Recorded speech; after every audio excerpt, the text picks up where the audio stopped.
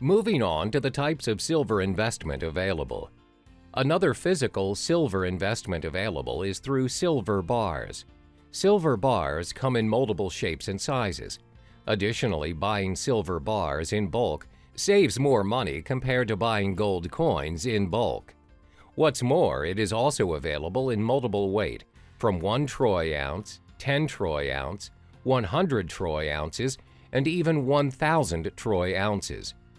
Although 1,000 troy ounces of silver bar is a standardized size in commodity market, generally they are not suitable for a physical investment. So even if each bar is hallmarked and stamped with its weight and purity, most bars can vary by as much as 10%. Buyers at times will require them to be assayed, and they generally carry a low premium over spot compared to silver coins. There are two kinds of silver bars: cast bars and minted bars. Like gold, cast bars are molded bars.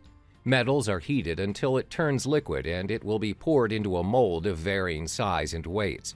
It is also inexpensive because of its minimalist design and process. Minted silver bars, however, require extensive process to be produced. It is valued amongst investors because of the intricate details on them. However, minted bars contain premium, and some of them come along with their own unique packaging. Remember, opening them may devalue their worth. Regardless of your choice, it is necessary that you buy silver bars from recognized hallmark with 99.99% purity of silver. The recommended silver bars are Royal Canadian Mint, Johnson Matthey, Engelhard, and Perth Mint.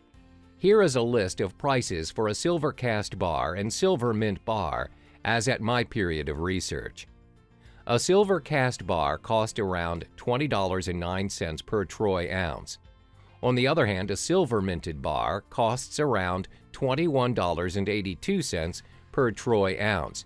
There are multiple certified places that you can visit to purchase your very own silver bars: jewelry shops, banks, and silver bullion dealers.